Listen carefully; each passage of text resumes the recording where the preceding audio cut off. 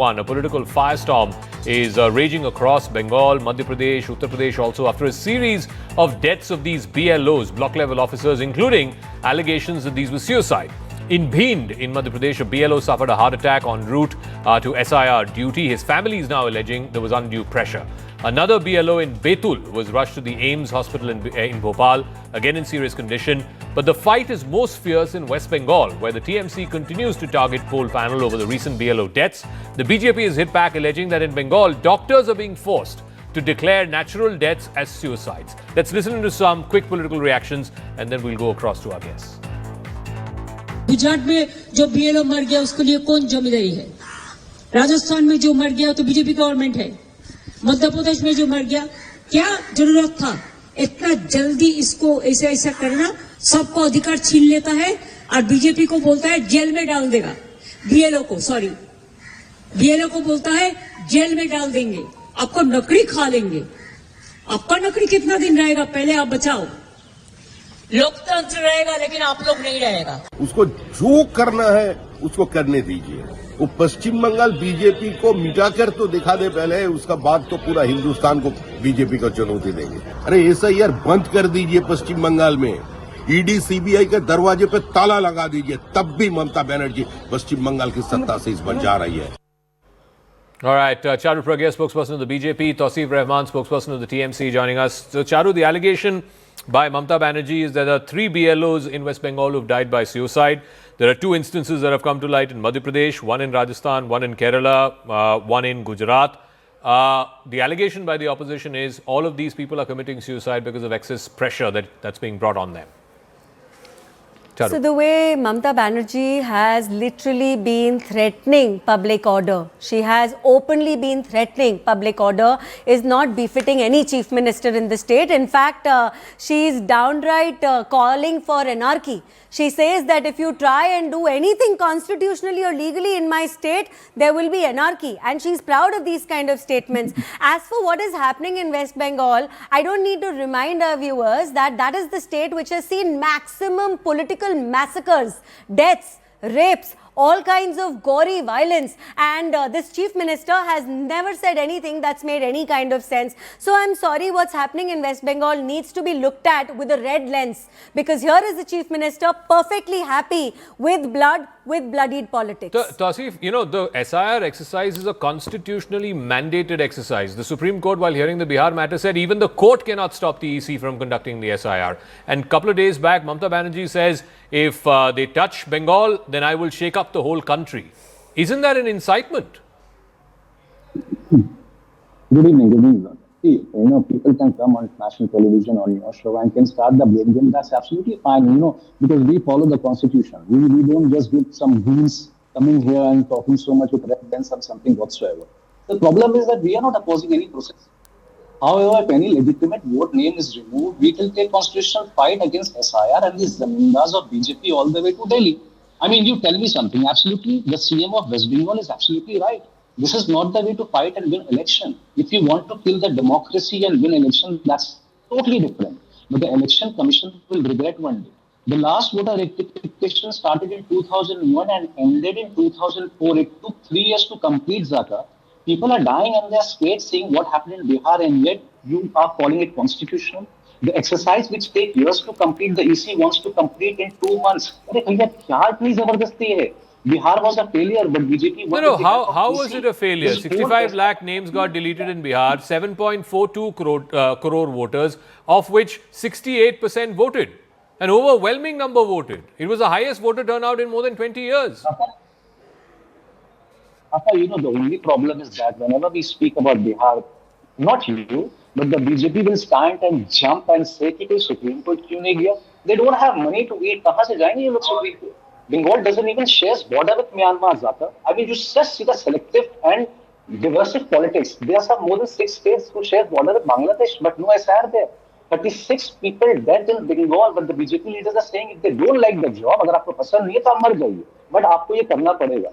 And absolutely, no, but tell me, Mr. Rahman, we had information earlier this week. My colleague in Kolkata broke this information from the ECI that in Bengal, preliminarily, 10 lakh voters' names have been deleted, of which 6.5 lakh people were those who were deceased. A large majority, 65% was those who had died. Should that not happen?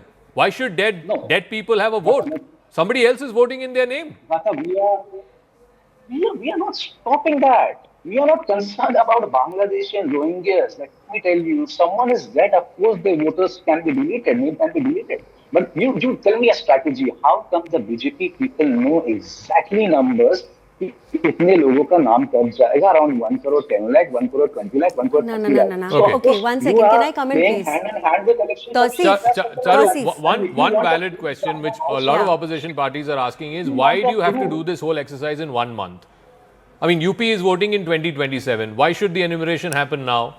Madhya Pradesh and Rajasthan are voting in the end of 2028. Why should the enumeration happen now, and that too within 1 month? So, Zaka, I request you to give me sufficient time to answer this. One, a similar exercise was carried out in Bengal. The opposition had a whole month to complain legitimately, officially. None of them filed any complaint. So, it's very easy to cry in front of the media and from behind the safety of a podium. But when it comes to actually filing a complaint, they filed none. Let's not forget that. Also, I'll tell you, this so-called staged BLO walk, the BLO march that TMC was talking about, when checked, every single person in this walk was a TMC Karyakarta, every single person. It was a stage drama, it was not BLOs. Another very important thing, why they do not want SIR. Murshidabad, TMC workers have even fired petrol bombs on BSF workers. That is how much support they want to give Bangladeshis. I'll give you also statements and names of TMC MLAs and leaders. Khokan Das openly says, if you come from Bangladesh and you are a supporter of our party, we'll help you get a fake ID. Charu, tell me no, this. But Zaka, tell me the justification of this. There are, Ratna Biswas, Zakir Da, openly advocating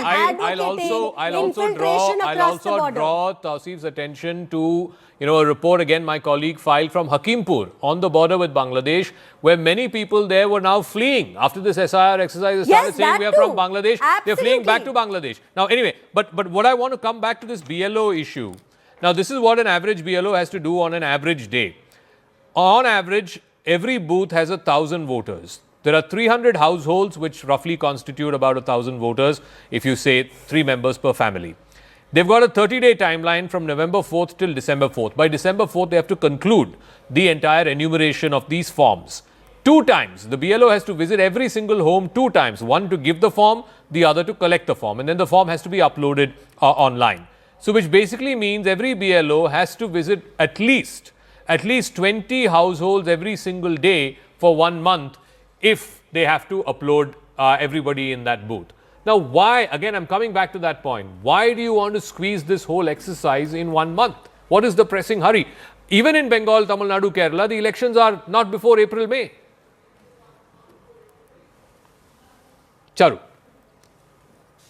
So, Zaka, see, the SIR exercise is not happening in West Bengal alone. It has happened in 2002, 2003. It was carried out extensively across the country.